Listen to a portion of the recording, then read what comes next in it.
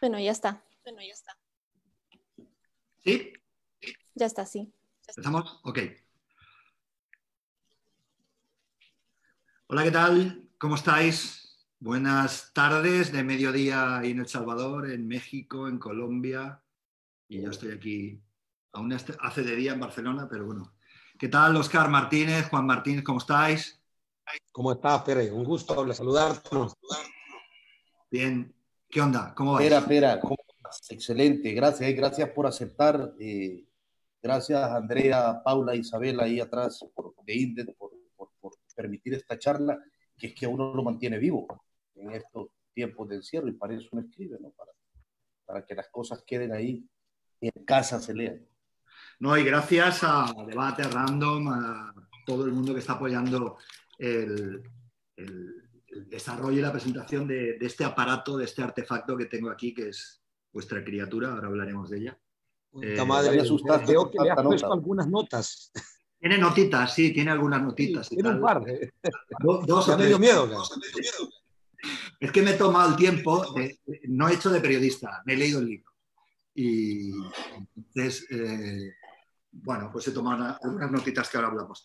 Bueno, buenas tardes a todos, buenos días a aquellos que estéis en el día, buenas tardes, buenas noches. Yo soy Pere Ordín, director de Alta y Magazine, periodista y hermano de estos dos señores con los que vamos a hablar, de este libro, El niño de Hollywood, Debate Random House, un libro, dos cositas básicamente. Para aquellos que no los conozcáis, pero si no, entiendo que no estaríais aquí, uno, Juan José Martínez es antropólogo loco y subía a los cerros con una moto llamada Samantha para investigar las pandillas. Y Óscar Martínez es reportero, es periodista, es cronista, El Faro, etcétera, etcétera, y es uno de los periodistas en esta lengua en la que estamos hablando que más admira a un servidor. Señores, gracias, el honor es mío por estar aquí con vosotros hablando de esta maravilla, es una auténtica maravilla. Es un libro fantástico para mí, yo les comento un par de cuestiones básicas, porque muestra cómo una historia humilde, de un tipo humilde, en un rincón humilde, de un país humilde, dentro de ella puede caber casi la historia de la humanidad. Y eso es una de las cosas más bonitas y más impresionantes que creo que le pueden pasar a un libro periodístico, ¿no? Aquí hay multitud de lugares, situaciones, personajes, historias que se van entrecruzando a partir de una historia concreta que nos explica casi todo. ¿Qué es lo más difícil a la hora de encarar una historia tan pequeña como esta para hacerla grande, chicos? ¿Qué es lo que os ha costado más? ¿Qué es lo que habéis vivido con más inquietud, con más trabajo, con más disfrute? ¿Por qué no? Juan, arrancale. Mira, de entrada, lo más difícil creo que ha sido la apuesta más importante del libro, que es vincular estas pequeñas historias, vincular estas historias microscópicas que suceden en un lugar pequeño del país más pequeño de América, con procesos económicos globales, encontrar esos nexos y que no sea de manera artificial. Creo que eso ha sido uno de los mayores retos, es decir, y que se han ido dando de manera natural, pero poder hilarlos de manera coherente puede ser un problema. Puede llegar a ser un problema para hilarlo de manera coherente para el lector, digo, a veces uno lo tiene claro. Por ejemplo, poder hilar, poder explicar de manera coherente la relación que hay con el boom del heavy metal, bueno, no solo en Los Ángeles, en todo el mundo, pero concretamente en la ciudad de Los Ángeles, con el surgimiento de la pandilla que ahora gobierna un pequeño cantón del Salvador. Entonces, poder darle sentido a estas relaciones que de facto sucedieron, pues es un poco complicado, pero es un poco complicado. Mira, yo agregaría, esto no es por tirar flores, porque ese es nuestro trabajo, pero yo agregaría una cosa. Yo me acuerdo cuando conocimos al niño, lo conocimos Juan y yo en el mismo momento, lo conocimos juntos el mismo día de febrero de 2012, cuando estábamos yendo a hablar con un policía, con un investigador que nos habían recomendado hablar, porque estábamos tratando de descifrar en qué momento una clica, o sea, un subgrupo de la pandilla MS se convierte en crimen organizado. Ya ven ustedes toda esta cantaleta que después Trump exacerbó en el año 2015 tras los homicidios en Brentwood, en Long Island, cerca de Nueva York, de que este es un grupo del crimen organizado, que es un cártel, que tienen esa condición y esa estructura económica y ese interés en el medio. No son para nada eso las pandillas, ya hablaremos más. Entonces, nosotros íbamos a entender cuando un subgrupo rascaba ese techo y empezaba a querer ser de alguna manera crimen organizado. Y habíamos descubierto, teníamos la premisa de que eso ocurría a través de un líder. Si un líder caminaba por ese sentido y en lugar de mandar a todos, como ellos le llaman a sus perritos, a asesinar rivales, empezaba a meterlos en negocios como un brazo armado, eso empezaba a transformarse. Entonces, este investigador que es personaje del libro, el inspector Pineda, un personaje de los más complejos del libro, un policía rudo, un policía dedicado, pero que se saltaba la ley bastantes veces.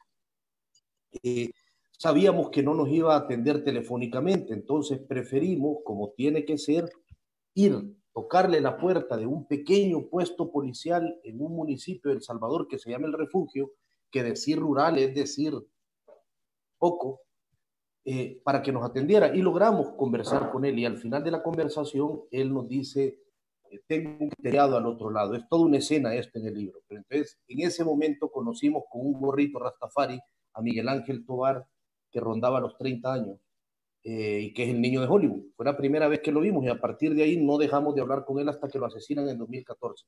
Aquí voy a lo que inicié diciendo, que no es para tirar flores. Pero en ese momento nosotros ya éramos capaces de saber que ahí había una historia. Juan y yo sabíamos que ahí había una historia larga a la que había que dedicarle años desde la primera vez que vimos a Miguel Ángel, porque el que no permanece no puede entender las claves ni las señales mínimas que te da la realidad. Tanto Juan como yo llevábamos ya años cubriendo violencia, quizás Juan llevaba un tiempo más grande dedicado exclusivamente a pandillas, trabajando su primer libro, Ver, Oír y Callar, en una comunidad terrible que se llama La Montreal, en la última comunidad de la Montreal. Yo llevaba ya un año dirigiendo el equipo de Sala Negra del Faro. Entonces, si hubiéramos llegado al niño en un momento en el que nosotros no entendíamos, eso hubiera acabado en un día, pero acabó en 6 años.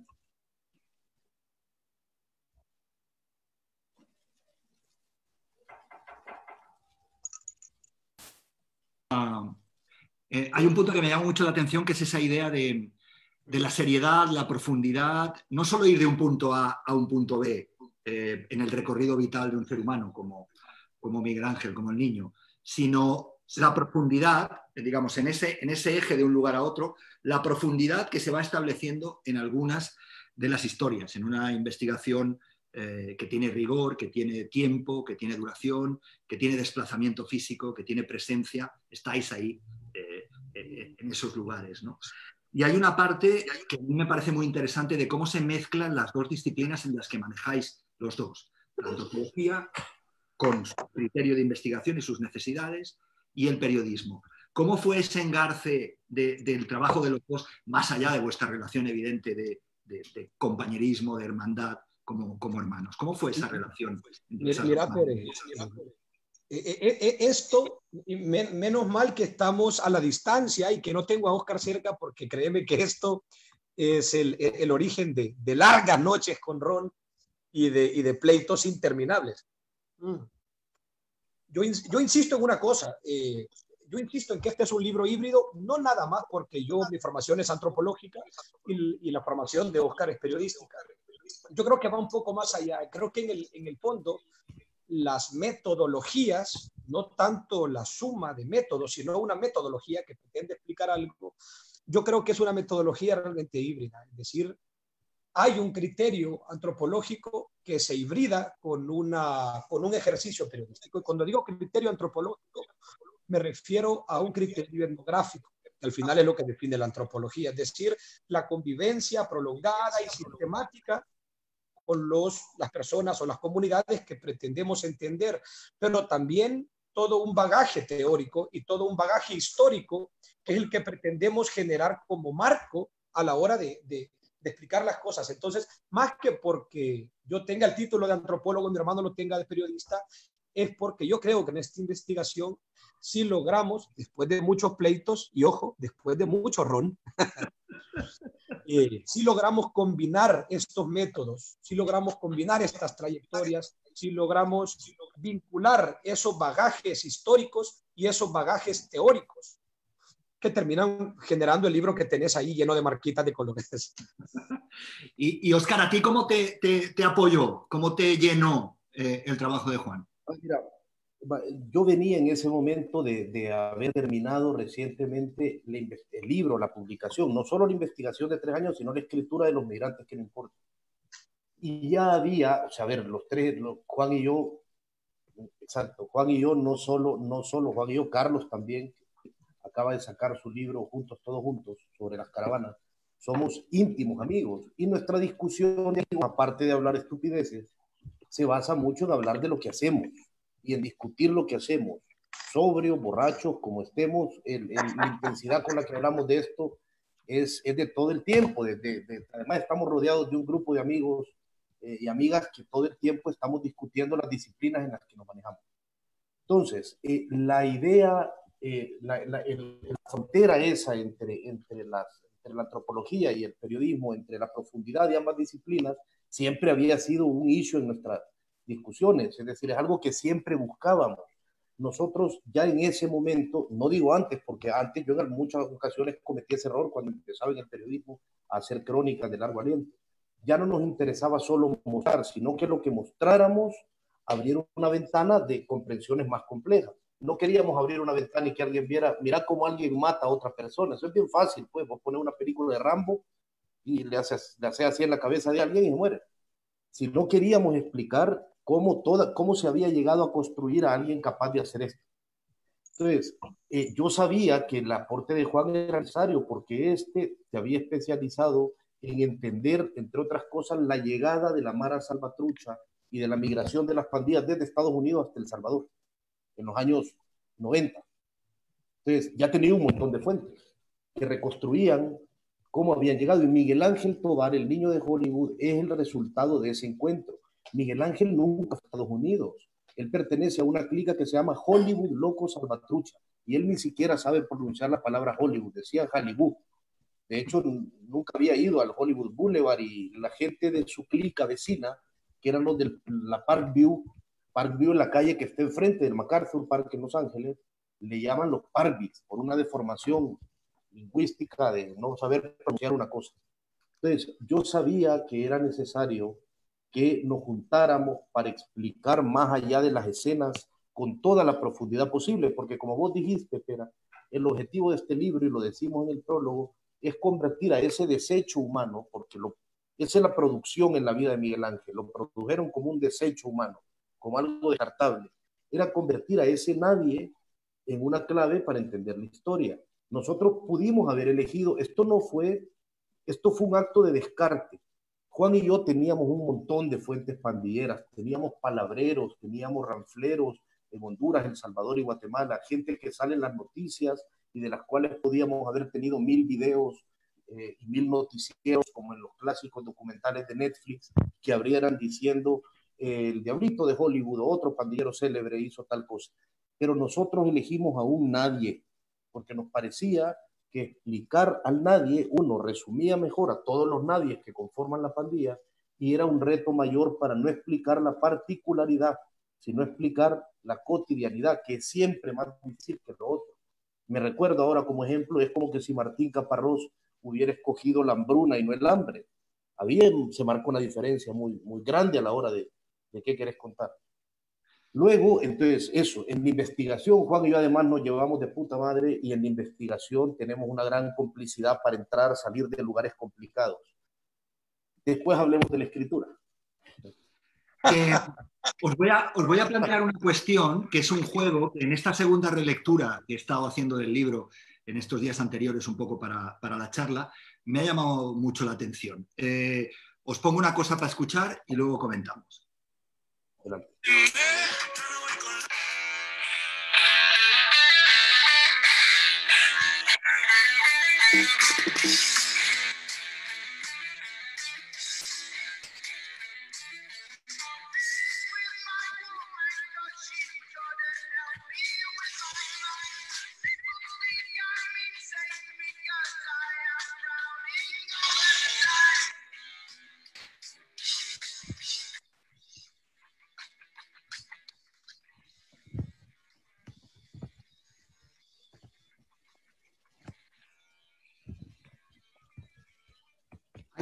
hay unos chavales, Juan, que llegan a Los Ángeles, que son jovencitos, que no saben bien cómo se adaptan a las escuelas, que no entienden bien cómo funciona aquello, que los mexicanos, los coreanos les pegan, y que además llegan a un lugar donde se escucha misa negra, rock, Black Sabbath, Ronnie James Dio. Hay un trazado dentro del libro que comentábamos antes fuera del comentario que traza la historia del libro, ¿no? Que traza la historia de Miguel Ángel de una manera, digamos, lateral y tal. Evidentemente no es la historia central, pero hay una historia musical dentro de la evolución histórica, cultural, sociológica de la pandilla, ¿no? Empieza en los 80 con este sonido, ¿no? Sí, mira, la verdad esto no me lo has preguntado, pero ha sido un reto porque tanto el Oscar como yo de Silvio Rodríguez y de salsa no pasamos. Así que empezar a estudiarla y no solo la historia de estos grupos, que es lo más sencillo, sino qué es lo que esa música y esos movimientos significan en las sociedades. ¿Qué valores esos movimientos están reproduciendo en las sociedades y qué valores están inhibiendo? Es decir, cómo se imbrincan con la cultura. Hay una cosa bien interesante. Cuando los salvadoreños llegan a Los Ángeles, se dan cuenta de una cosa, y lo decimos en el libro, no entendían la ciudad, no sabían, no tenían puta idea de qué pasaba en esa ciudad. Y de lo único que entendieron fue el heavy metal. No solo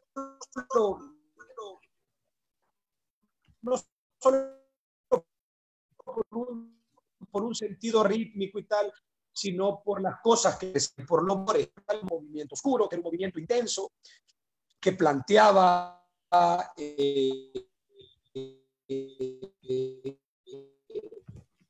que hablaba de la brutalidad, y esta gente venía saliendo.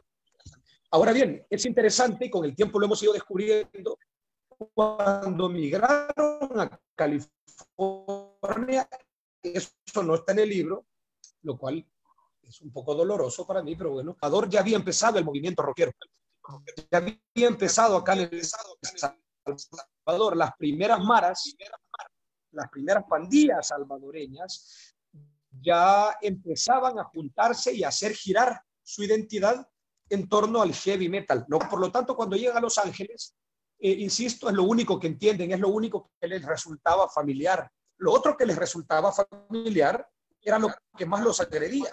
Les resultaba familiar el idioma español de la comunidad mexicana y mexicoamericana, de la comunidad chicana, pero estos los despreciaban. Les resultaba familiar la comida, la tortilla de maíz de los mexicanos. Podían más o menos entender los valores de la comunidad mexicana, más o menos. Y bueno, y el idioma, que era exageradamente importante. Sin embargo, esta sociedad no los miraba como iguales, los miraba como los otros. Y quienes más agreden a los salvadoreños es justamente quienes más se les parece. Pasados unos años, o sea, a mediados de los 80, ya vas a encontrar que la comunidad y estos grupos de salvadoreños y hondureños, guatemaltecos llegan después, ya empiezan cada vez a hacer girar su identidad en torno al heavy metal y hacerla girar en torno al hip hop y en torno al rap y en toda esta música chicana, a toda esta música chola. Y esto es bien simbólico, porque no solo la identidad y la forma de vestir y la música que escuchas, y creo que por ahí se han ido en sucio varios investigadores. Estas cosas implican cosas profundas. Vestirte de una manera implica cosas importantes y profundas, implica valores y normas, implica formas de pensar y de ser y de entender tu realidad. La indumentaria, fíjate qué interesante, la indumentaria del cholo, de este pandillero disruptivo de origen mexicano y luego de origen centroamericano, es una indumentaria de trabajo. Los jeans holgados eran los jeans que se usaban para el trabajo manual, para los albañiles, para la gente de la construcción. La redecía, la red que usan los pandilleros en la cabeza, era una red de cocina que se usaba en las cocinas de Los Ángeles. Los overoles, las camisas blancas, hay todo un rollo de trabajo, era la clase obrera y como tal se vestían. Entonces, por eso te digo, a veces los investigadores suelen cometer un error y no estoy criticando a nadie. Bueno, la verdad sí, pero irse por el lado de entender las expresiones culturales como la música o la ropa como tal, creo que es un error. Hay que entender qué es lo que esto nos está contando de la cultura de los sujetos sociales, ¿no? Cuando llegan, y tú me lo decías muy bien antes de la entrevista, toda esta trayectoria, heavy metal, hip hop, cumbia, ¿verdad? Cuando llegan a El Salvador, cuando llegan a Centroamérica, se encuentran, bueno, El Salvador en concreto, se encuentran con un país en la mierda. Todavía los muertos estaban calientes. Y la gente todavía casi que tenía las armas en las manos. Y llegan y se hibridan con un El Salvador muy poco moderno, se hibridan con un El Salvador muy rural. Es decir, estas personas como Chepe Furia, quienes han leído el libro saben quién es Chepe Furia, quienes no, ya lo van a averiguar. No, pues es un personaje muy interesante, que ya van a averiguar. Chepe Furia pasa de una de las ciudades más grandes y más ricas y más modernas del mundo a un chingado cantón del occidente salvadoreño, donde en unos lugares hoy no hay luz eléctrica, hoy este día. A unos lugares donde esos símbolos de modernidad tuvieron que competir y tuvieron que negociar con los símbolos de identidad local. Por ejemplo, la cumbia.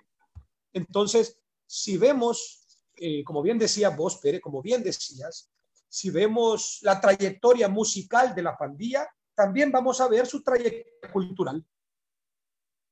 Oscar, mira, otra cosa, solo para agregar una cosa a esto que Juan decía y ahora te escucho, espera. Yo también reivindico o sitúo, pongo como mogote 2 puntos que trabajando migración y violencia los tengo clarísimos desde hace mucho tiempo. Nadie migra para ser el mismo, la gente migra para hacer algo distinto. Eso es así, sea económicamente, sea socialmente, sea culturalmente. Vos no migrás para ser el mismo miserable que eras. Migrar es una aspiración de tener una vida distinta, por no decir mejor. Y número 2, las migraciones anteriores, y eso es algo que a los buenistas del tema de la migración no les gusta que se mencione, las migraciones anteriores aplastan a las migraciones más recientes.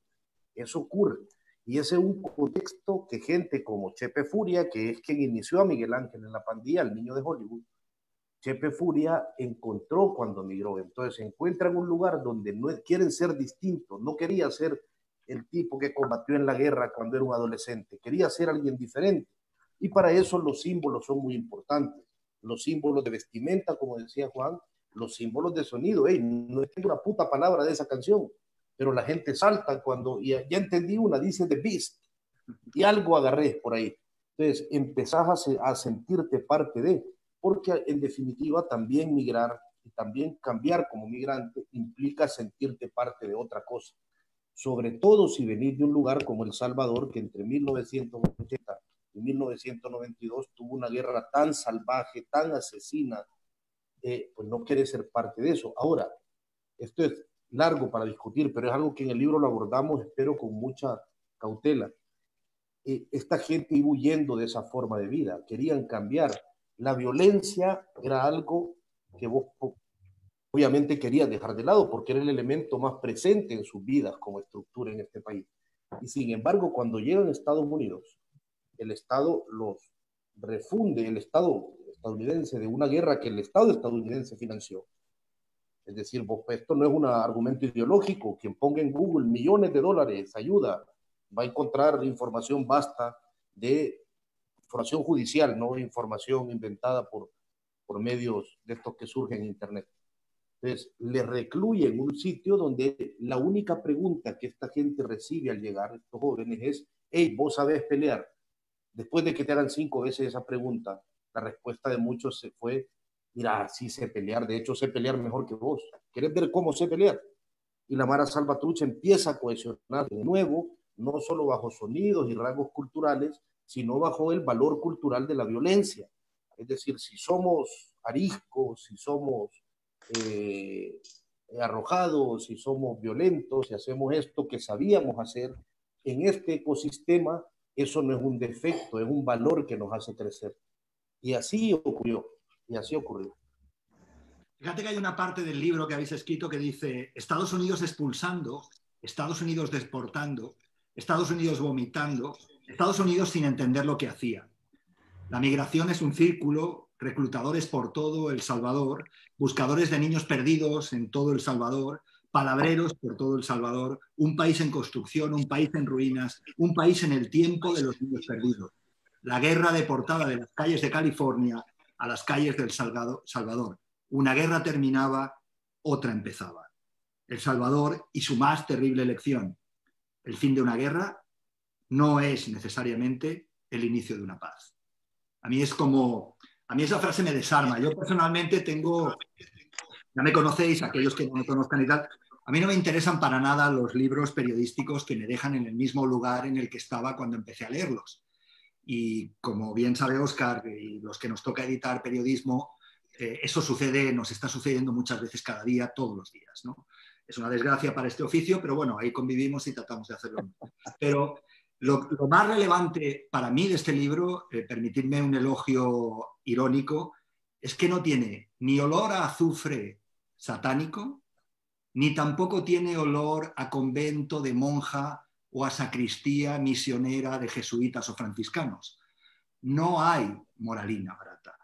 Hay una sincera intención de entender qué supone un fenómeno tan complejo, aparentemente definido solo a partir de la violencia, con una dimensionalidad muy básica, pero que es extraordinariamente complejo. Yo creo que si tuviera que felicitaros por algo, es por haber evitado ese peligro de construir algo moral de una cosa que requiere otro tipo de explicaciones. ¿Cómo veis? ¿Estoy equivocado? ¿Estoy loco? ¿Demasiado ron?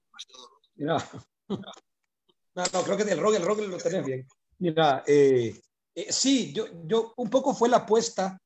Te confieso algo, Pera, y a los que nos estén escuchando, más de alguno pensará de esta manera. Este no es el típico libro que genera aplausos, porque los aplausos la gente los entiende, sobre todo la gente, voy a usar un adjetivo, la gente progresista, en el sector donde creo que nos ubicamos todos, de un sector que creemos que los derechos humanos y las personas son más importantes que la mercadería y que las culturas son más importantes que el libre mercado y tal, y todos estos valores que más o menos compartimos una gran franja que nos llamamos progresistas. Pues este no es un libro para progresistas, este no es un libro que te va a plantear Estados Unidos, el monstruo neoliberal, destruyendo pequeños campesinos honestos y pequeñas guerrillas valientes. No es eso, la realidad es más compleja que eso.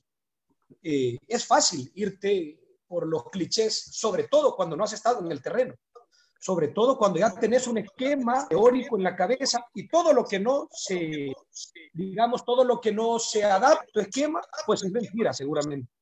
Entonces, esta frase de los teóricos del siglo XIX, si la realidad no se adapta a la teoría, tanto peor para la realidad, ¿ya? Bueno, no, este libro no plantea el origen de todos los males en Estados Unidos. Este libro plantea una región compleja.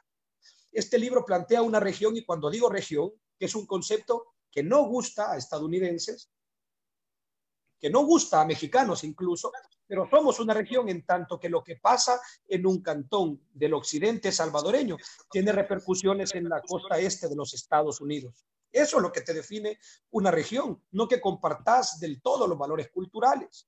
Entonces, este no es un libro que plantea a Gralo en el norte, jodiendo a países pequeños y pobres de campesinos honestos en Centroamérica, aunque hay gran parte de eso.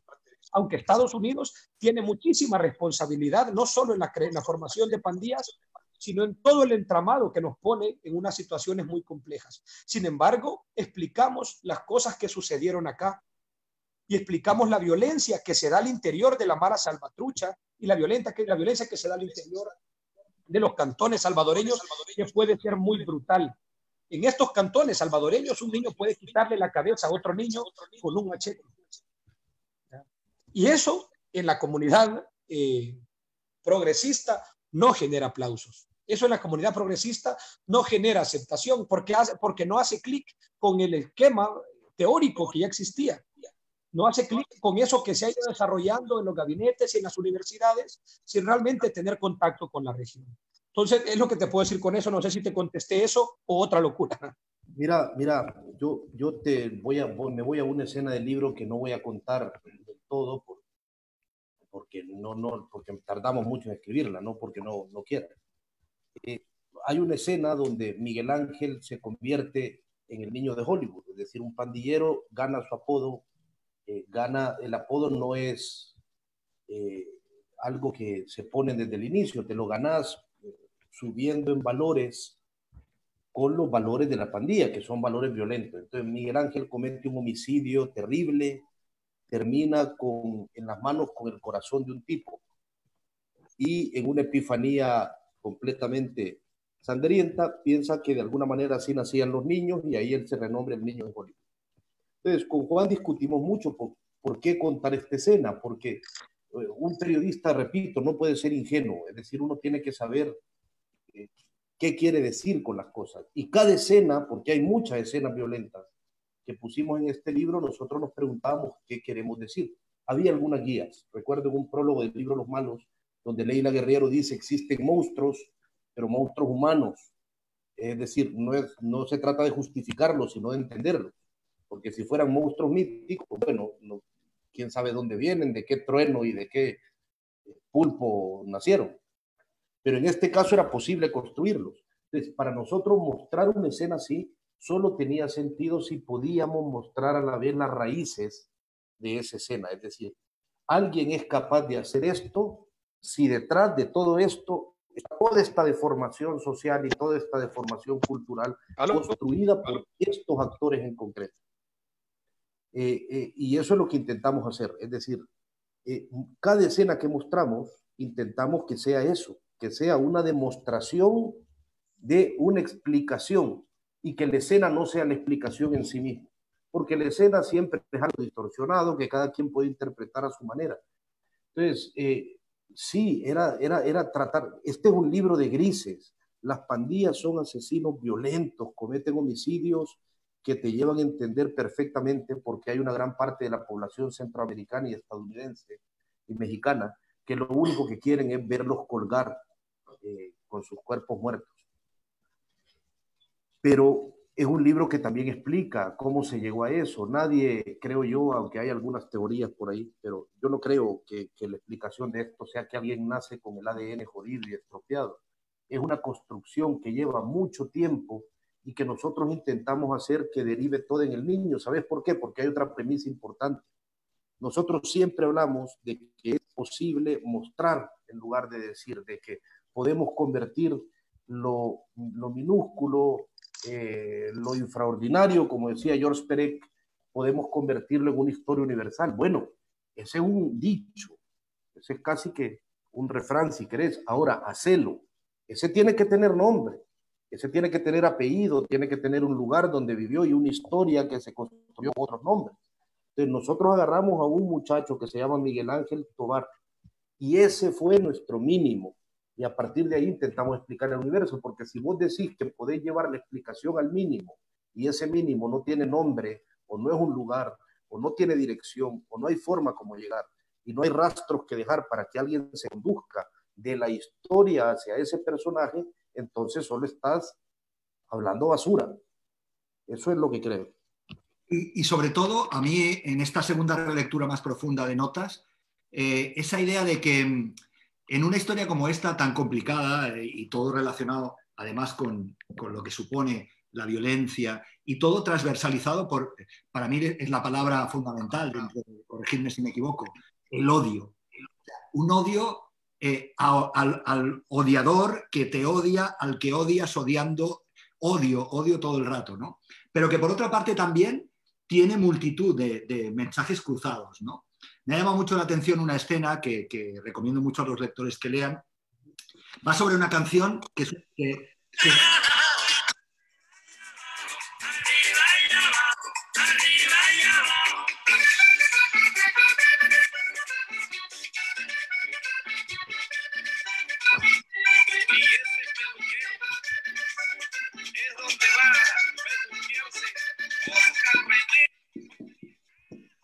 Hoy sí me da ganas de tomártela.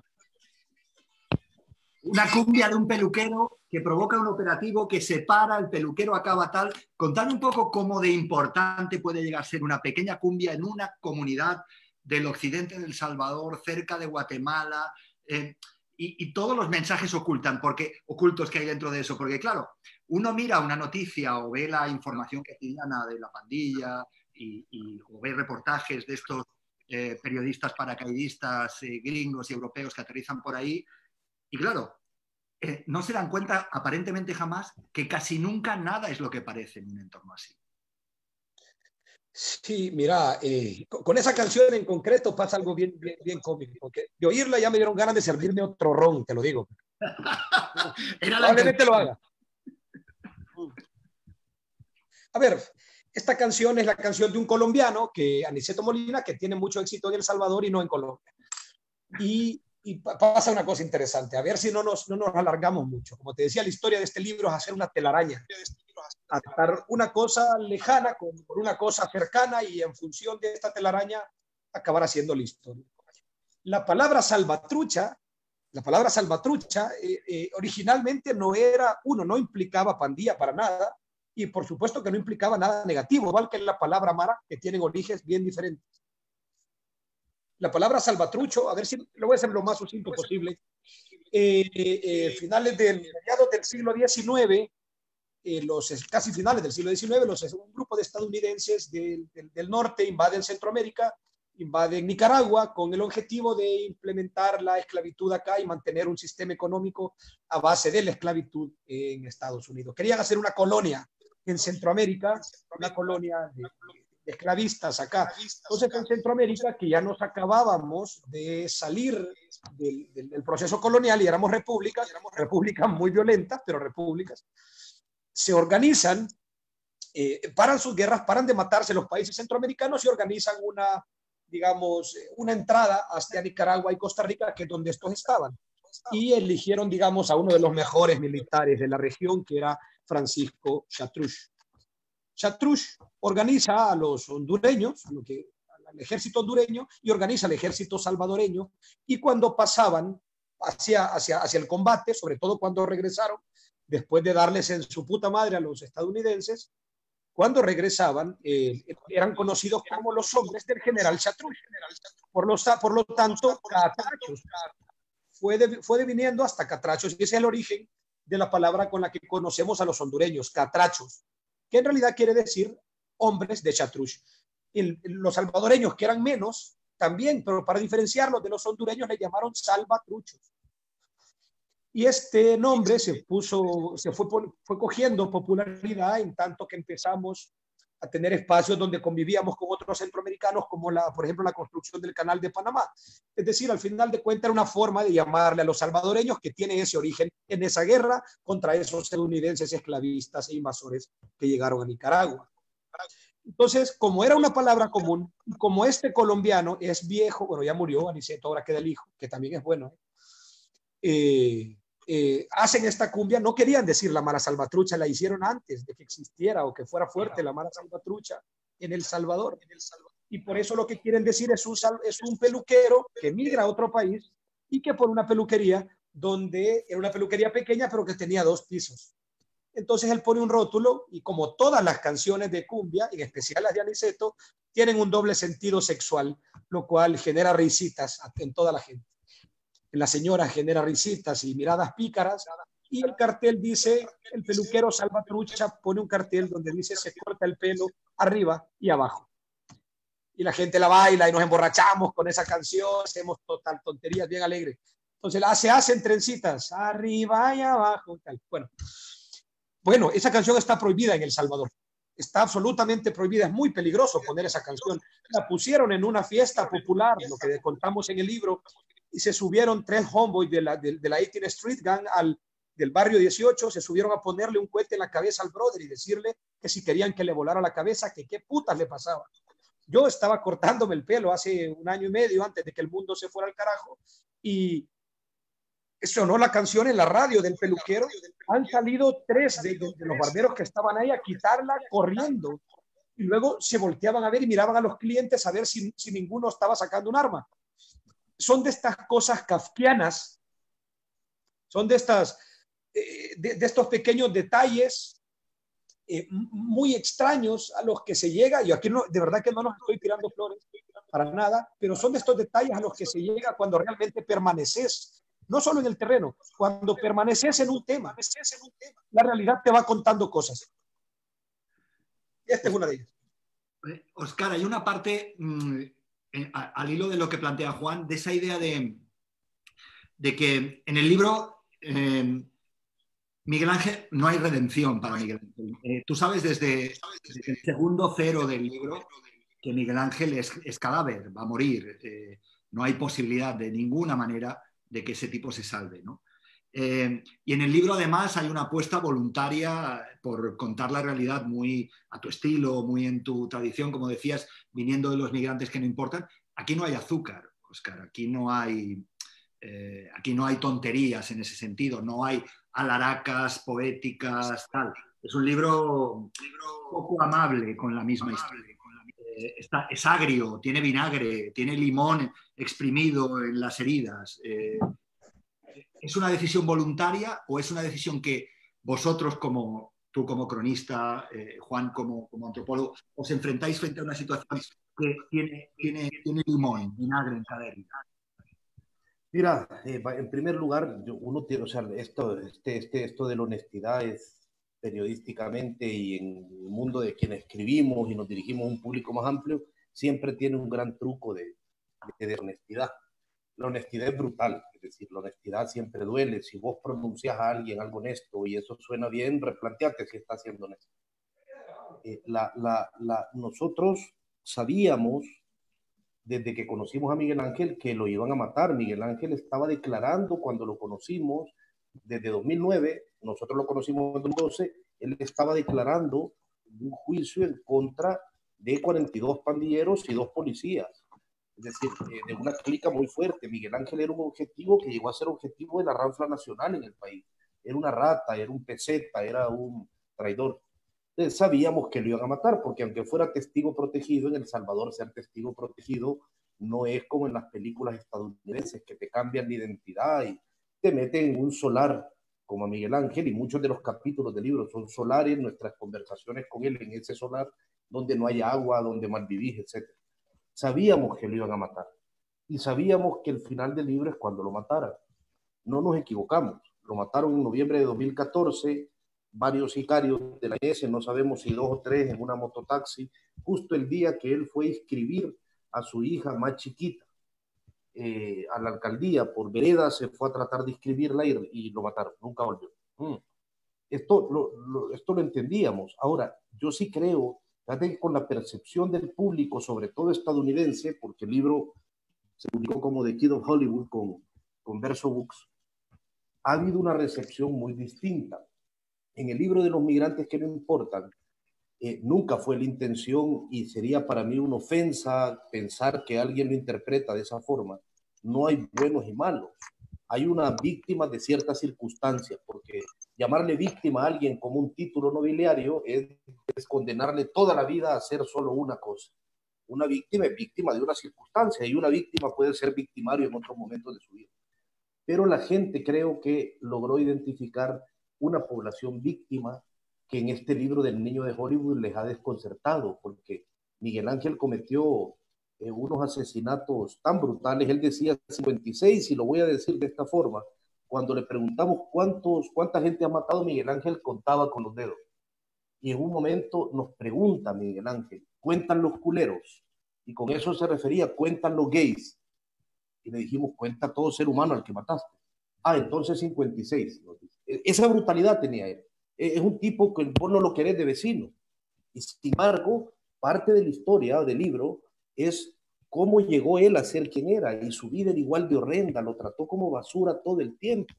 Entonces, esos grises tan marcados, esa historia que parece no tener esperanza, ha desconcertado a mucha gente que busque en estos textos esperanza y soluciones. Nosotros contamos esa historia como nos parece que la realidad que fuimos viendo nos la marcaba, y la interpretación que fuimos haciendo nos permitía concluir cosas.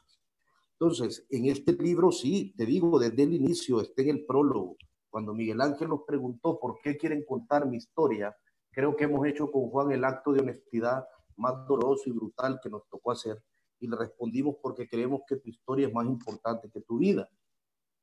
Y luego agregamos y le dijimos, ahora, si alguien la cuenta, porque ves a alguien en este cantón que la quiera contar al margen de nosotros. No le estábamos queriendo ofender, le estábamos queriendo contar un pacto. Nosotros vamos a hacer todo lo posible para contar la historia.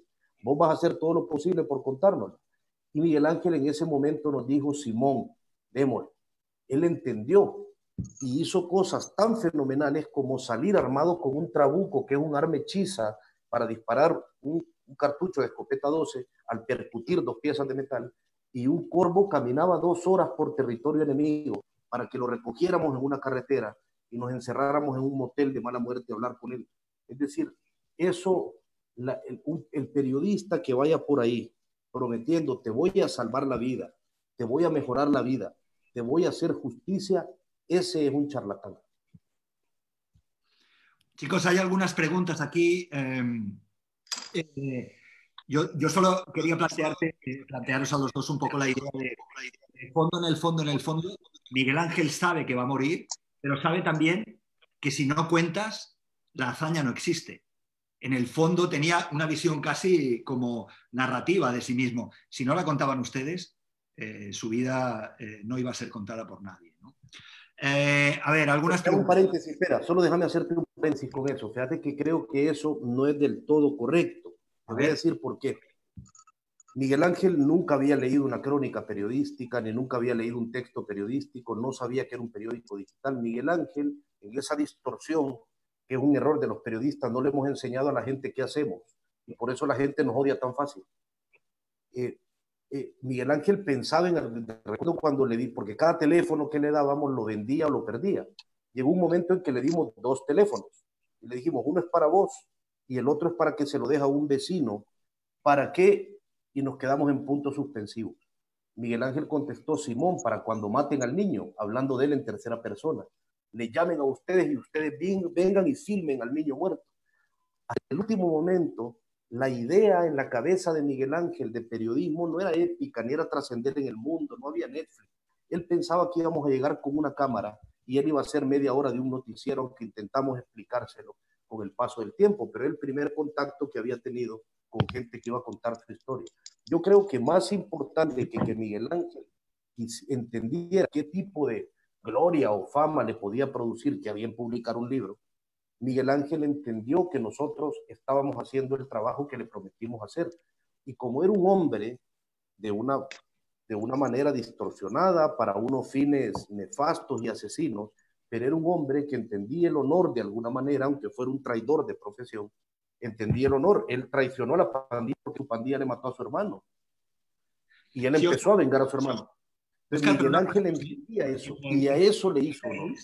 En el Solar 6, escribir. Miguel Ángel está tan ocupado que ha empezado a escribir. Sí. Miguel Ángel anuncia con aspavientos que ha empezado a escribir su historia. Pero cuando abre las páginas y las lee lo que hay, trata de frases sueltas. Lee con la pericia de un niño de 6 años. Puede que no tuviera la sensación del periodismo, pero sí sabía o de alguna manera había entendido, según entiendo yo como lector de vuestro trabajo, que había algo en su historia que valía la pena contar y que él también era parte de esa historia. Entiendo lo que planteas, pero hay yo analizando lo que veo, sí veo que él, según lo contáis, tenía la sensación de que había algo. Sí, Miguel Ángel, lo que pasa es que estamos acostumbrados que una lógica profunda es nada más la lógica de los intelectuales, y no. Miguel Ángel era un hombre muy profundo. Miguel Ángel era un hombre, de hecho, que le ocurría algo que no le ocurre a todas las personas, que él realmente pensaba mucho en su vida, pensaba en la trascendencia, pensaba en ideas complejas, no con la complejidad a la que estamos acostumbrados, pero ideas muy complejas. Miguel Ángel se preguntaba cosas como, por ejemplo, que ha estado en la discusión de los grandes pensadores y de los grandes teóricos, ¿no? ¿Qué son los grupos? ¿Qué es la Mara Salvatrucha? Y llegaba a conclusiones rarísimas. Decía, la Mara Salvatrucha, al final de cuentas, no es un lugar, pero la Mara Salvatrucha me persigue. Yo no soy miembro de la Mara Salvatrucha, pero por otro lado sí soy yo la Mara Salvatrucha. La bestia, que es un concepto muy complejo, ¿no? Le hablaron por teléfono una vez, para darte una idea un poco más gráfica, de una cárcel cuando ya los presos de la Mara Salvatrucha sabían que el niño estaba siendo testigo protegido, le empiezan a amenazar desde un penal. Le empiezan a amenazar al niño, a decirle, te vamos a matar, hijo de tu puta madre, vas a salir de ahí con olor a pino, porque de madera de pino se hacen las cajas de los muertos. Y el niño le responde algo que me parece exageradamente filosófico. Y lo que les dice es, miren, hijos de puta, si la Mara tiene espinas, yo soy la espina de la Mara. Si la Mara tiene uñas y dientes, esos dientes soy yo. O sea, me parece de una profundidad, algunos pueden parecerles que no, me parece un hombre que está constantemente reflexionando sobre su vida y sobre su muerte. Yo tengo una hipótesis. Creo que el niño no buscaba gloria a estas alturas de su vida. Creo que Miguel Ángel Tovar ha entendido de alguna forma, y no por hablar con nosotros, sino porque era un hombre a su manera profundo. Creo que había entendido la necesidad de la trascendencia. Y en últimas, creo que es lo que buscamos muchos, seguir viviendo después de morir. Y una forma de seguir viviendo después de morir es que tu historia siga viva, que tus ideas sigan vivas, que de alguna forma tu imagen siga viva. Y el niño de Hollywood, yo creo que tenía mucho esto, tenía mucho ese concepto de la trascendencia y de lo importante que su historia podía ser. Hay algunas preguntas ahí, chicos, para ustedes. Oscar, dale alguna, ¿no? Hay algunas así. ¿Cuáles son los riesgos que afrontan en un proceso de investigación como el del niño de Hollywood? ¿Dónde está la frontera entre lo que se quiere contar y el cuidado por la propia integridad al abordar esos temas de violencia? Esto te lo han preguntado muchas veces, es un tema como bastante recurrente. Imagino que siempre preguntan lo mismo, pero ¿cómo logran mantenerse a salvo tratando esos temas? Otro tema recurrente que siempre os preguntan. Ustedes viven ahí, no es como periodista que llega al conflicto y tal. Bueno, aquí sí podemos montar un buen espectáculo con los periodistas paracaidistas que llegan a Centroamérica con ganas de espectáculo. El otro día me decía un colega de Medellín que ellos habían cometido el gran error durante la época de Escobar de dejar que otros contaran su historia por ellos, ¿no? ¿Ustedes también están de acuerdo con esa idea de los paisas, de cómo de alguna manera les jodió la vida el hecho de que otros contaran la historia de Medellín y del narco por ellos? ¿Cómo veis ese debate? Mira, yo desde el punto periodístico tengo un matiz, es decir, yo no me opongo a lo extranjero porque eso sería xenofobia pura. Es decir, la guerra del Salvador la contaron en gran medida periodistas a quienes yo admiro y agradezco que la hayan contado, porque el medio nacional era corrupto. Yo agradezco a Susan Meiselas, a Alma Guillermo Prieto, a John Lee Anderson, a Ray Bonner, que hayan estado aquí para contar la masacre del Mozote en el 81, para contar lo que nos pasaba. Es decir, esto no se trata de dónde naciste, se trata de qué tipo de periodismo haces. Y el periodismo internacional en muchas ocasiones, en la mayoría de las ocasiones, hace esa basura que es llegar con un guión prehecho. Quiero a un marero tatuado que tenga 3 lágrimas en los ojos y que tenga toda la cara verde. Entonces vos lo que sos es más bien un artista plástico, más que un periodista. Vos no querés entender, vos lo que querés es una imagen. Entonces, es como que yo te dijera, mira, quiero ir a Suecia, pero quiero entrevistar sobre este tema a una que sea rubia, alta y que con todo el cliché de que es una sueca. Entonces, no te interesa la información, te interesa reivindicar lo que vos tenés en la cabeza. Ahora, vuelvo a decir, el punto no es dónde nació un reportero, si es extranjero o no, si vino. El punto es qué trabajo hizo. Y estamos muy acostumbrados a estas alturas. De hecho, hemos vetado ayudar a algunos periodistas extranjeros que piden ayuda. Al menos en el Faro lo hemos hecho. Gente que viene con un guión armado. Ahora, respondo rápidamente a la primera, ¿cuáles son los riesgos que afrontaron? Mira, sobre esto voy a un punto concreto, yo lo digo en talleres. Es un punto bien complicado de abordar porque la gente suele buscar heroísmo en ciertas cosas y les parece que el haber vivido riesgo te conlleva heroísmo. En todas estas investigaciones hay riesgo y eso no tiene nada que ver con heroísmo. Es tu trabajo. La diferencia es bajo qué condiciones ejerces tu trabajo. Tanto Juan como yo teníamos las posibilidades económicas, las posibilidades de conocimiento para desarrollar ese conocimiento que nos permitían asumir esos riesgos de una forma consciente, a diferencia como lo hace un reportero mexicano de Veracruz, que en muchos casos su medio le da una patada en el culo cuando los narcos le amenazan y le piden cubrir una masacre de narcos en la mañana y un partido de béisbol por la tarde. Entonces, sí asumí riesgos, asumí un montón de riesgos, nos pasaron muchas cosas, pero eran riesgos conscientes, medidos, tuvimos tiempo de armar la estrategia para ir. Quien quiera hacer este tipo de periodismo sin riesgos, esté engañado. Quien asuma riesgos sin tener ese tipo de recursos y de posibilidades, está en un grave peligro, y en un peligro irracional. Y ese es también el punto. No es que no asuma riesgos, vos sabías que ibas a asumir esos riesgos. Juan y yo, desde que empezamos esta investigación, tuvimos el tiempo, las tardes, los rones, para discutir los riesgos que asumíamos. Y los asumimos. Y si algo nos pasaba, bueno, pasaba. Pero era nuestra decisión consciente, no una decisión heroica. Hay una pregunta ahí interesante que plantea, me interesan mucho sus modelos teóricos, metodológicos, sus influencias, modelos periodísticos y tal. Este libro se escribió después de haber debido a...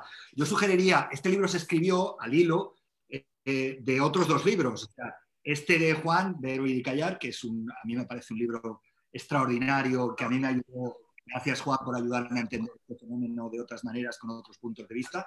En España lo edita Pepitas, no sé si hay otro tipo de ediciones del Faro y tal en América que desconozco. Yo lo tengo en una edición española. Y este es un clásico de Oscar, bueno, que es de lectura obligatoria para cualquiera que le interese el periodismo en América Latina, ¿no? Hay otras, aparte de las...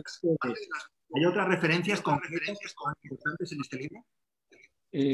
Yo creo que aquí te vamos a responder por segmento. En mi caso, sí, vengo de una tradición, admiro a una tradición de antropólogos que yo no creo en esto de un desprecio por la teoría o un desprecio por la academia teórica, porque lo hay toda una corriente que básicamente desprecia las corrientes teóricas en función de las corrientes de campo. Creo que eso no existe.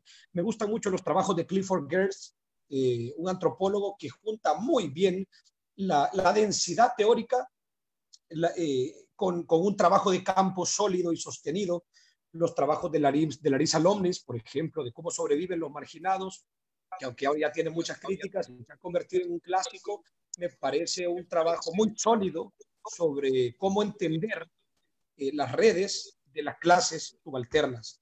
Me parece un buen trabajo, por supuesto, el de Oscar Lewis, que ha sido a la distancia y a la distancia de los años un maestro para todos los antropólogos que pretendemos estudiar las clases subalternas. Oscar Lewis tiene un trabajo en México y en Cuba muy chingón. Y en general, las corrientes de antropólogos que estudian de manera sistemática la realidad de las clases subalternas a la luz de una teoría robusta. Como decía mi maestro, mi mentor, Carlos Lara Martínez, el fundador moderno de la antropología salvadoreña, si querés, del campo a la teoría, de la teoría al campo, en un loop infinito. No puedes hacer un buen trabajo con la cabeza llena de teoría, o no puedes hacer un buen trabajo nada más con lo que te llevas a tu casa en los diarios de campo. Tiene que haber un ir y venir entre ambas constante hasta que el trabajo salga público. Oscar, desde el punto de vista periodístico. Mira, en mi caso solo agregaré una cosa. Evidentemente hay un montón de autores de referencia, pero yo tuve un privilegio más allá del que ya te describí, que es poder tomarme el tiempo de decidir, de pensar, de discutir con Juan, de hacer una estrategia. Y el privilegio que yo tuve es que desde el año 2007 a mí me pagan por ver una cosa durante mucho tiempo. Es decir, en 2007 me empezaron a pagar por hacer Los Migrantes que no importan. Y a partir de enero de 2011 el Faro me siguió pagando para coordinar Sala Negra. Y yo estaba rodeado, no un día, todos los días, por 5 colegas que salían todos los días a ver pandillas, a ver funcionarios, a ver corruptos, a ver tumbas clandestinas en Honduras, El Salvador, Nicaragua, Guatemala, México. Entonces, todos los días tenía un feedback que era muy privilegiado, que es muy privilegiado. Aparte de eso, tener los hermanos que tengo, que para el lamento de mi madre se dedican a lo mismo. Entonces, yo siempre he dicho esto, y no me refiero a si firman 2 o 1 un libro, Vos no podés hacer este tipo de trabajo sin estar en una constante discusión sobre qué hacer.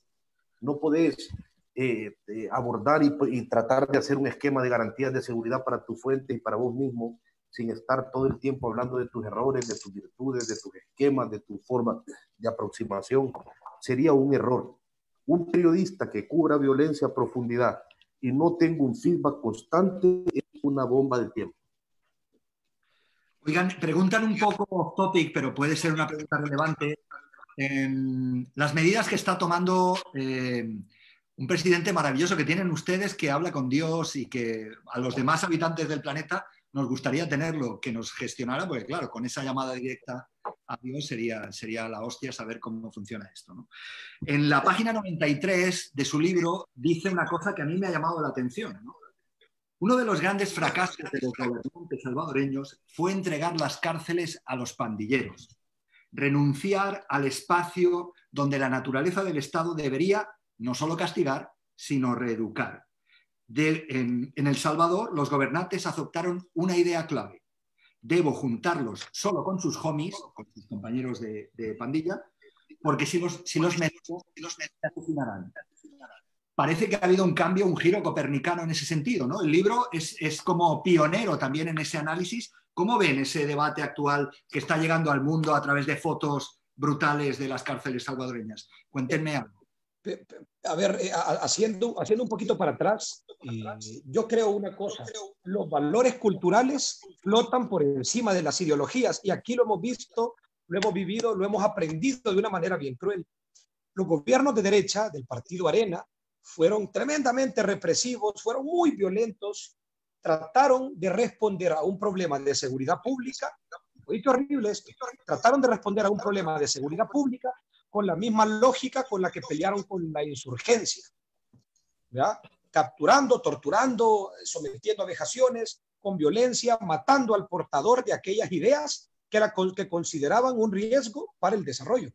Y el comunismo para ellos representaba un riesgo para el desarrollo en los años 80, 70, por lo tanto había que destruir a aquellos que portaban esas ideas. Bueno, con esa misma lógica trataron a los pandilleros, porque eran portadores de una lógica que, igual que los comunistas, destruía o obstaculizaba el desarrollo. E hicieron lo mismo, encarcelarlos, violarles derechos humanos que no están todavía escritos, pero ellos ya lo violaban.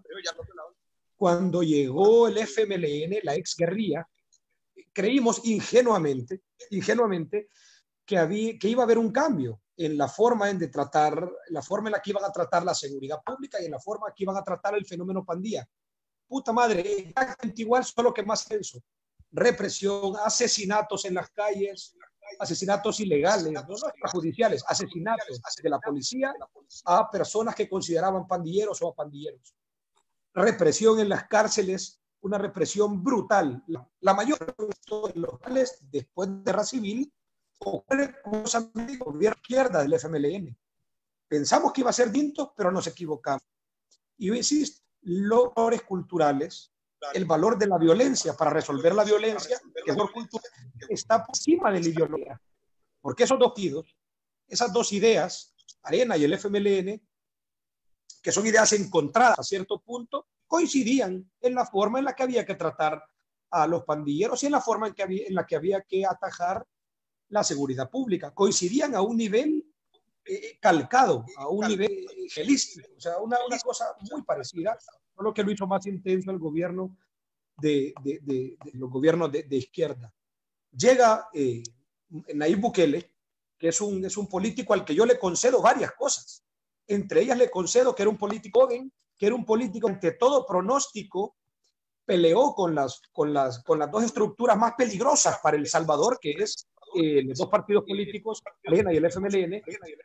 Él sale de las filas del FMLN y logra de alguna manera golpear a esta lógica, a estos partidos que nacen en la Guerra Fría, un político joven que al menos en discurso se distanciaba de la lógica política de sus antecesores y hasta cierto punto se distancia. Esa lógica es cierto que se distancia en algunas cosas, pero en los esquemas de violencia no, en las formas de tratar la seguridad pública no. De hecho, ha sido igual que los antecesores, subiéndole de gravedad algunos puntos. Por eso digo yo, los valores culturales flotan por encima. El otro tema que hablabas vos Sí, fue un error hacer que los pandilleros tuvieran sus propios penales. Fue una pereza intelectual de parte de los gobernantes. No supieron resolver el problema porque la MS y la pandilla Barrio 18 protagonizaron terribles masacres en el sistema penitenciario y por lo tanto cortaron por lo sano, se separan. Como que vos tengas a dos gemelos en tu casa que se trampan verga todo el tiempo y entonces le das un cuarto a cada uno y les decís no se junten, al menos no en el sistema penitenciario. Eso funcionaba cuando las pandillas eran otra cosa. Es decir, digamos, no funcionaba cuando las pandillas eran otra cosa. Fue un error, no debió haberse hecho. Esto les aportó tremendos beneficios a la hora de formar su identidad de pandilla. Los penales básicamente eran cuarteles centrales donde cada pandilla establecía sus lineamientos, su identidad, sus cosas. Vaya. El problema es que después de 2012 las pandillas son otra cosa. Después de 2012 no es que las pandillas se hayan juntado o sean una sola cosa. Las pandillas de alguna manera han transformado su identidad, han transformado su ADN cultural y han generado una especie de frente común contra un enemigo que antes no miraban tan claro, que es el Estado. Después de 2012, juntarlos ahora en las celdas también es un error. ¿Qué espera el gobierno? ¿Que se maten en la celda? No suceder. Bueno, puede suceder en el celda, pero hoy es una hipótesis válida, que puede haber sangre, no digo que no, pero juntarlos y esperar que esto desestructure a las pandillas, juntarlos y esperar que esta mierda acabe en un baño de sangre al interior de las celdas, eso en todo caso es una lógica muy ingenua. Las pandillas desde hace tiempo tienen un frente común, tienen agendas parecidas y sobre todo tienen un enemigo en común que ahora es el Estado. Mira, yo agrego algo breve a lo que Juan ha dicho. Sí, Bukele está viviendo un momento bien jodido. O sea, ¿quién quiere ser presidente de un país en pandemia? Y de El Salvador, además. Pero en el centro de la propaganda de Bukele, que es alguien que piensa antes en marketing en muchas ocasiones que en política pública, está un logro excepcional. Si El Salvador continuaba este año su ritmo de homicidios, o si lo retoma, El Salvador va a acabar alrededor de 20 homicidios por cada 100,000 habitantes. Voy a poner esto en contexto. 2015, hace poco, tuvimos 103 homicidios por cada 100,000 habitantes. Uno de cada 970 salvadoreños asesinados. 20 homicidios por cada 100,000 habitantes es una tasa que México tuvo el año pasado y se escandalizó con razón de tener esa tasa, es muy alta. Naciones Unidas calcula que si tenés una tasa arriba de 10, tenés una epidemia de homicidios. España tiene 5, no, Estados Unidos tiene 5, España tiene menos que eso. Entonces, es brutal, pero si El Salvador cerraba con la tendencia que este gobierno llevaba este año, iba a ser el año menos homicida de todo el siglo, por no decir desde que tenemos memoria y registros confiables. El menor registro había sido en el año 2003, si no me equivoco, y rondaba los 36. Ahora, en medio de la pandilla que se siente completamente fuera de cuadro, decide volver a matar y pone un índice de 19 homicidios cada día.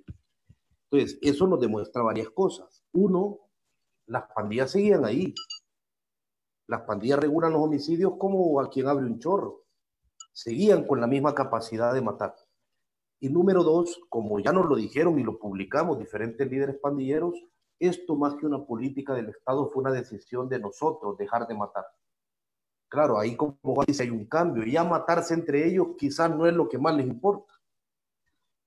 Y lo que pasó con las cárceles es, después de eso, Bukele ordena cerrar las cárceles, poner un régimen extraordinario en cárceles que ya violan todos los derechos humanos, aumentar eso.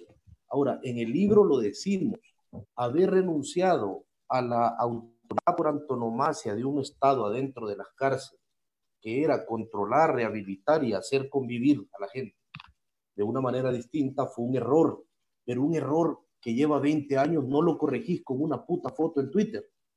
Vos no podés poner una foto y decir, miren, allá hay un MS y un 18, ya lo corregí.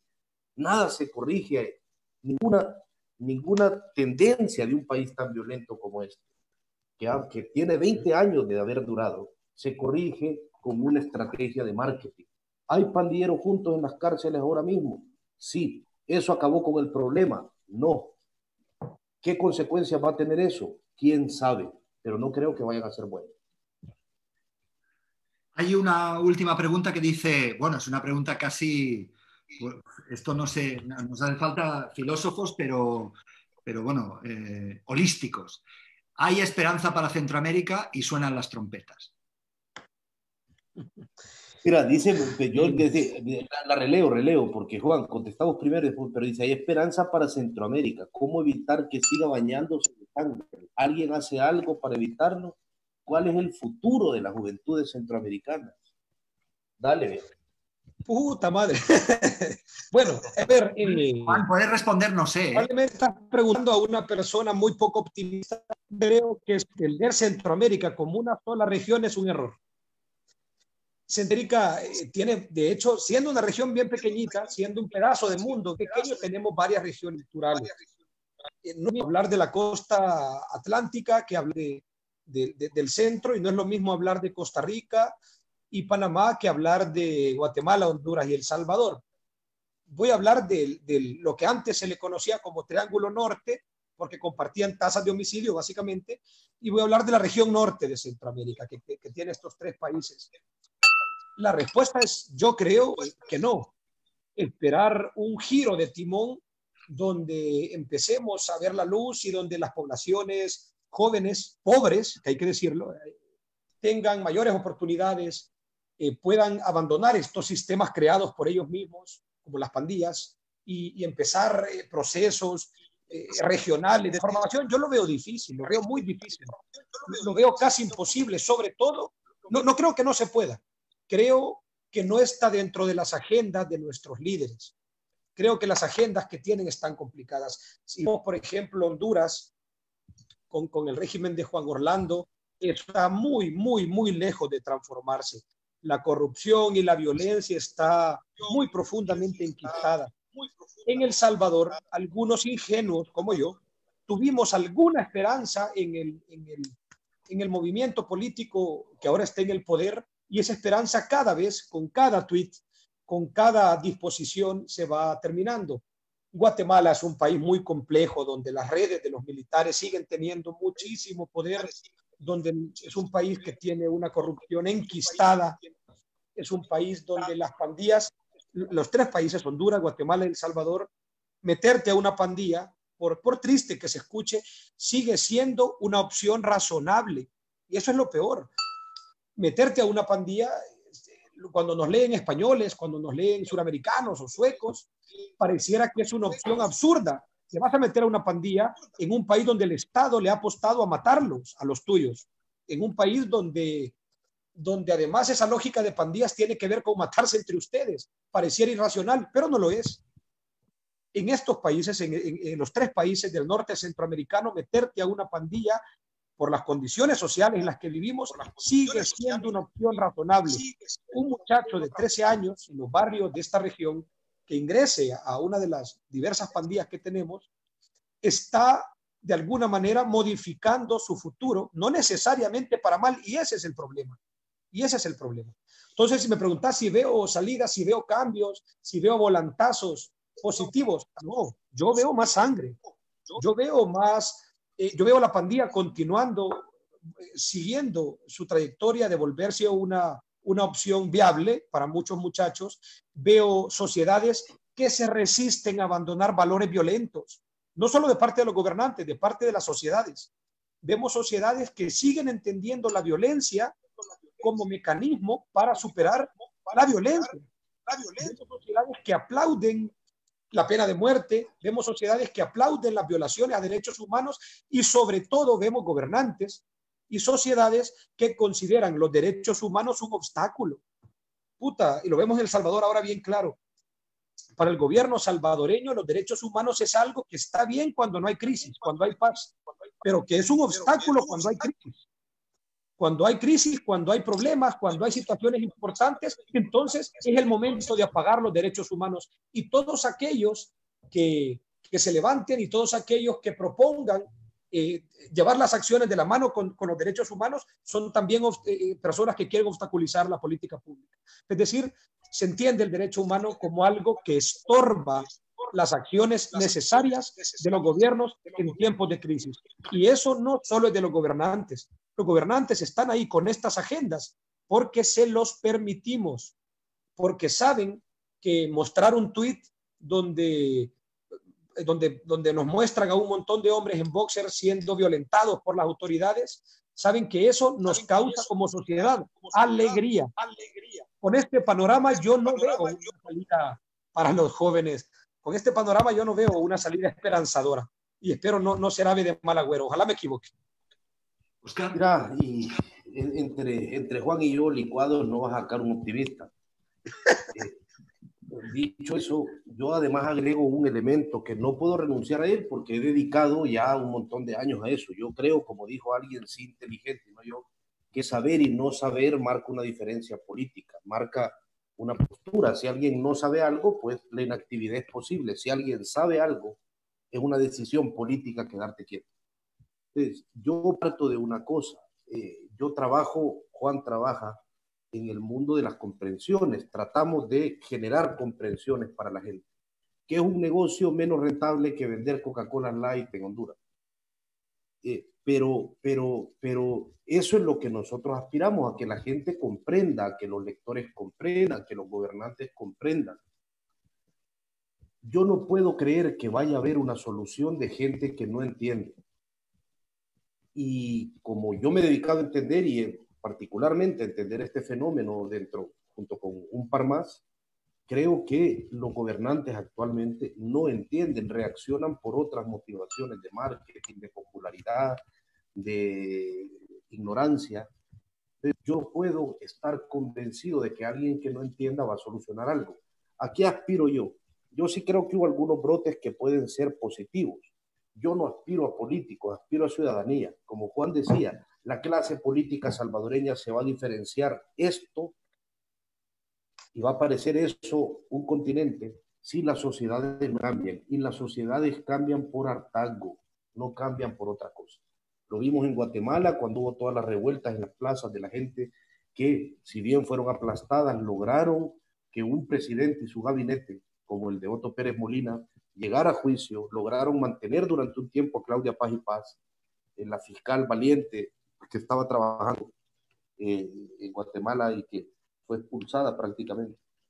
Entonces, yo sí creo que el hartazgo es nuestra principal esperanza. Gente que pida por otro tipo de política. Se ha demostrado que eso tarda mucho. La gente tiene mucha tolerancia a vivir lo mismo sin resultados diferentes. En El Salvador la violencia se vive, no conocemos otra forma de vida más que la violencia. Sin embargo, la gente todavía te recuerda, si estuviera mi general Martínez, el general Martínez es el que coordinó la matanza de los indígenas en el 32. Cosas, es decir, que gente que aplicaba cosas que la gente recuerda, sean falsas o no, como que cortaba la mano a un ladrón, o piensan que la vuelta de los militares, y ya tenemos una experiencia reciente cuando los militares nos gobernaban durante la guerra, que la experiencia de los militares es lo que nos va a solucionar las cosas. Entonces, yo creo que la memoria es corta y el conocimiento se instala como la ola abre la piedra, con mucha paciencia. Pero yo no puedo creer en soluciones sin entendimiento. Entonces, dicho esto, creo que aún nos falta un largo recorrido. Yo, si os parece, ya para acabar, ya sean las preguntas, etcétera, os leo una cosa que a mí personalmente me llama mucho la atención del libro y en esta segunda más profunda relectura me ha llamado mucho, ¿no? La mara, la bestia, no existen. Son ideas muy complejas que hacen que unas personas dañen a otras. Son creaciones. La historia está plagada de estos casos. Los individuos generalmente lo hacen sin reflexionar. Atacan, motivados por la convicción de algo que de facto no existe y que no tiene arraigo material. Lo hacen y lo hacen de formas muy jodidas. Gracias, Juan, gracias, Óscar, por tratar de entender y hacérnoslo saber a aquellos que estábamos leyendo el libro. Es un librazo que les recomiendo a todo el mundo, El niño de Hollywood, Debate, Penguin Random House. Ya lo saben, si no, no estarían aquí en este vídeo, o sea que me ahorro el rollo. Gracias, hermanos, por darme el honor de estar aquí con vosotros, gracias a Indent y a toda la gente que ha estado ahí al otro lado.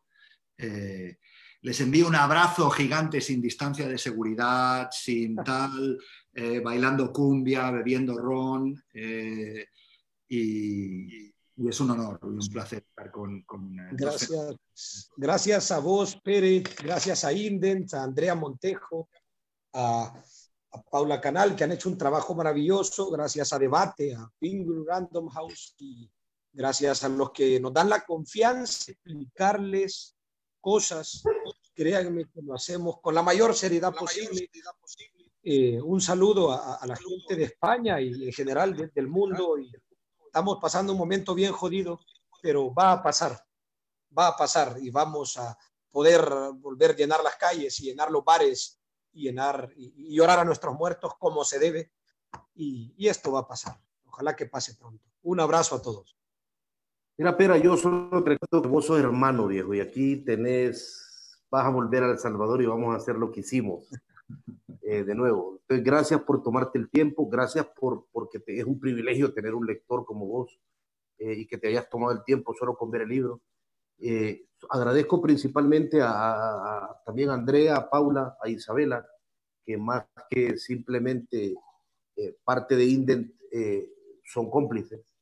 Y pues bueno, a los lectores, a las lectoras, lo que les puedo decir es, miren, este no es un libro cómodo, no es un negocio fácil en la hamaca, pero jódanse un poco la vida, lean este libro. El propósito no era acomodarlo, sino incomodarlo.